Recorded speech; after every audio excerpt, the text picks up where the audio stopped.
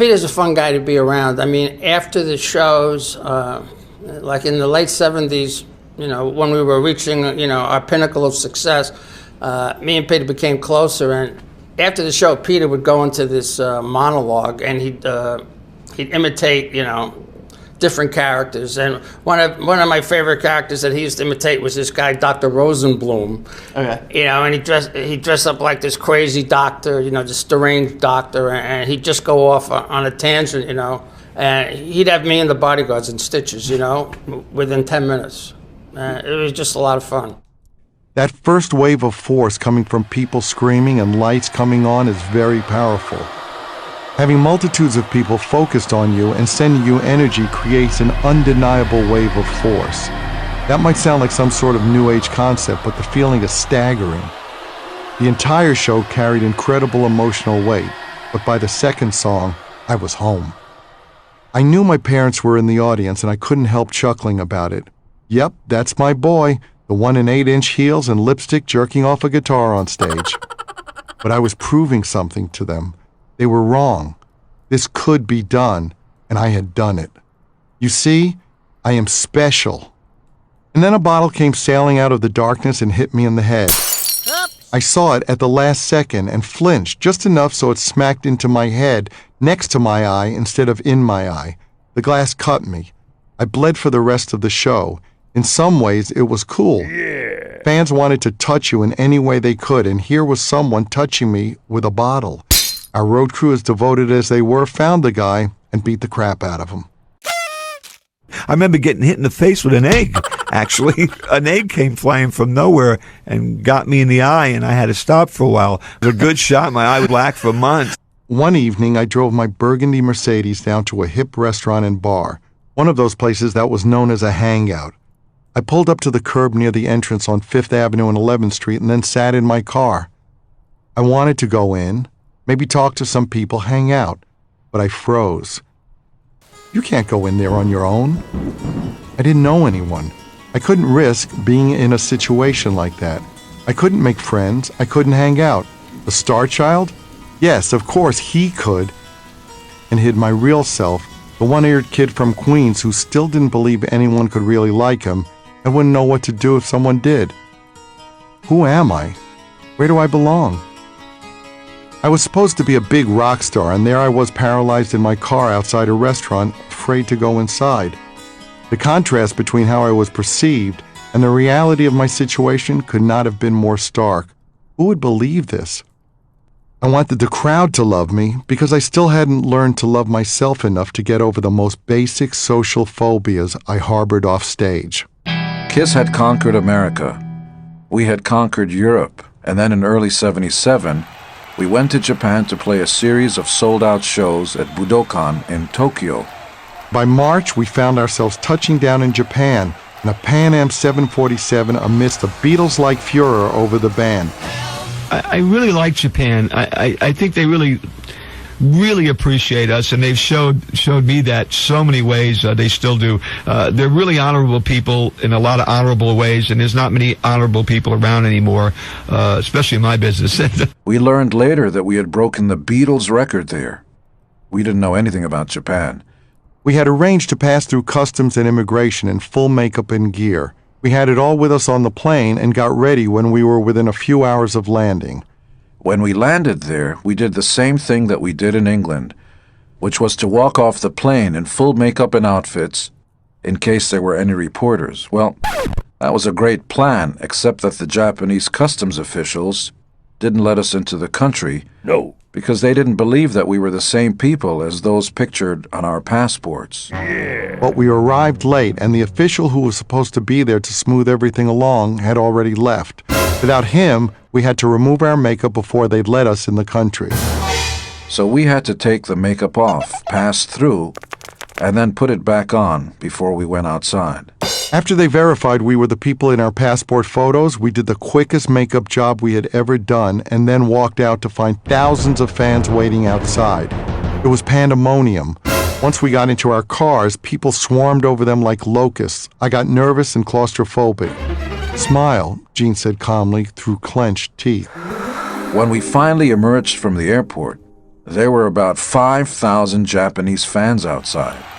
The Japanese promoter had arranged to have duplicate cars, and most of the fans ran after the duplicates while we snuck out the back and jumped into other cars. We spent the next 2 weeks attending lavish parties and making regular visits to Japanese bathhouses. During one of our off days in Japan, the band went to a nightclub. At one point, I got up to go to the dance floor, and security men followed me.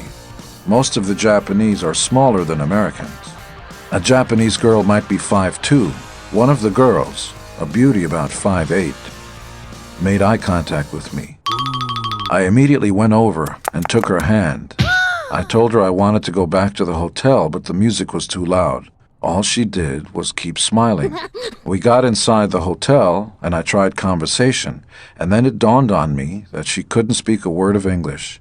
The next day, one of our security guards told me she was a famous Japanese television star. When we got back to America, our press office showed me a press clipping from Japan. There she was, smiling her smile in front of countless members of the Japanese press.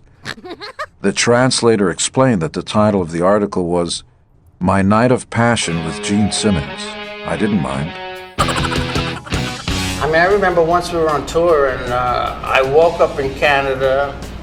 I had dinner in Texas, you know, and then we ended up in Mexico City because we had a stadium show the next day. You know, I was like in 3 different countries in one day. You know, breakfast in Canada, lunch in the U.S., and having dinner. And then I get to my hotel, and in the lobby is this really cute Mexican model, and she had blonde hair, so very rare in Mexico. You know, most women have dark hair, you know, so I invite her up to my room. You know, within an hour we're having sex, and I look on the TV, and she's on the TV at a commercial, like for some car or something. I just thought that was so bizarre. I just met this girl, I'm having sex with her, and she's on the television, you know, doing a car commercial. Go figure. After the last show, we flew back to Los Angeles. There, we learned we'd been named the top band in America by the Gallup poll over Aerosmith, Led Zeppelin, and the Eagles, among others. Soon magazines were publishing similar results from readers' polls. In Circus magazine, we won a head-to-head poll versus Zeppelin. Now, I had a high regard for what we were doing, but I wasn't crazy. I didn't see us in the same league as Zeppelin. The same publications also ran votes on readers' favorite players, and Ace and Peter both came out on top of some best guitarist and best drummer polls, fueling the increasing gap between their self-image and their actual abilities. If only circus readers realized they were barely sentient beings most of the time who didn't care and were often either too fucked up or too inept to play their parts on recordings without great effort or a nameless ringer filling in for them. I figured if we were going to disregard the critics who called us hucksters and dismissed our music, we also had to dismiss the people who called us virtuosos. Peter and Ace didn't agree. The press reinforced what they wanted to think, that they were world-class musicians. Of course, Ace could really have been one, but he was killing his talent and his body and brain with booze and drugs.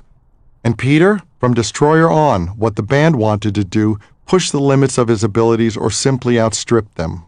Controlling issue is a big thing for Gene Simmons. Paul Stanley always has been. Love to control everything. So Ace and Peter wanted to get back to doing straight-ahead rock and roll, and we were sensitive to that. We rented out the Star Theater, a theater in upstate New York that Frank Sinatra actually had a stake in. Later on, it went out of business mysteriously after a fire. We rented the Star Theater in Nanuet, New York, outside the city, but close enough that we could all go home at night.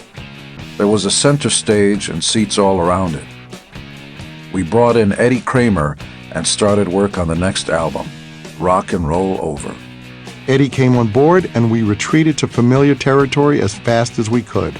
Maybe we didn't want to have a nanny this time around either, someone telling us how to do everything and blowing a whistle in our faces. We figured we'd done our apprenticeship, and Peter and Ace certainly had no desire to work with Bob again. No. We decided to try a more meat and potatoes approach, go back to basics. Rock and roll, to me, I'm old school. You got to dance to it. You got to dance, man. You know, even if it's a boom ba, it's cool, man. One thing we hoped Eddie could fix was our drum sound. After all, he'd been part of getting that big drum sound Zeppelin had. He had Peter set up in the theater itself while we played in a studio elsewhere in the building. We linked Peter in by video camera. In theory, even a chimpanzee beating on pots and pans could sound thunderous in the right environment. But still, the drum sounded tinny. Soon, however, I came to the conclusion that in Zeppelin's case, John Bonham was that sound, and Peter Criss would never be John Bonham. We recorded the songs that Paul and I had written on tour. Ace and Peter also submitted songs, most of which were, at least in our estimation, not up to par. Any of my songs, if they're underrated or if they're pushed aside, it's because, you know, Paul and Gene are trying to minimize my content and my contribution to the band and try to make it seem like, you know, those are the two, you know, geniuses behind Kiss, which is a complete falsity. Peter lashed out when we worked on his songs. But the problem wasn't that Gene and I rewrote his songs. The problem was that the things Peter brought in weren't songs to begin with. The lyrics never rhymed. There weren't any delineations between verse and chorus. They were scraps, not songs. Yes, the band was stronger when everyone participated, but somebody had to lay down the law when something simply wasn't good enough. Peter expected to write the songs he sang instead of singing mine, Gene's, or Ace's. Of course, for Peter's co-writer, getting a song credit on a Kiss album was a gravy train, so Peter always pushed his buddies' ideas and made a stink if anyone suggested they weren't quite up to scrub. I love writing. I love to write pretty much what's real, what's really real, and what you can feel. If you could feel my pain in a song, if you feel the blues or you feel even great, then I've accomplished a composer what a writer should do. Peter spent all his emotional energy worrying about his place in the hierarchy without the ability to be honest with himself about the quality of what he brought to the table. You know, when I worked with Paul and Gene, it was great, and we produced some amazing things, and it was magic. But, you know, those guys they want to do things their way, you know? And, you know, we were always butting heads from time to time, you know. There were plenty of things that Paul and I did without taking credit for, because we knew that the fans preferred to think that everybody in the band wrote and was as creative as everybody else. It was a relatively stable time for the band. We were fairly happy. Still, talking about stability in Kiss is like talking about freedom in a prison. It's all relative. Everybody wanted to get as many songs as they could. Everybody wants to shine for the fans, you know, but, you know, pretty much, you know, the producer has the final say, usually. And, you know, it was the ones with the best songs that got on the record. No matter what the lunacy was, the band was together. In retrospect, it might have been a mistake. We would have saved ourselves a ton of headaches if, at the first sign of trouble, we had made changes in the band. Throughout this time, Ace and Peter were begging us to do exactly that. Later, when Ace made his solo album, he went on record and said that if he hadn't left the band, he would have killed himself, because he said he wasn't allowed creative freedom within Kiss. But once he left the band, he went bankrupt, filed Chapter 11, and became a bigger drug addict than he ever had been, I'm sorry to say. I mean, I always leave the door open, you know. I'm the kind of guy that says never say never. You know, those guys are always saying, you know, I don't deserve to wear the makeup, and I will never work with Ace again. But, you know, they said that before the reunion tour in '96. You know, the press portrays the four of us hating each other. You know, there's constant, you know, stuff in the press, you know, negative press. But, you know, I knew in my heart when the four of us got together, it would be like we just had left each other the day before, you know, like no time had passed. You know, we're brothers in rock and roll. It was a very enjoyable experience for me. You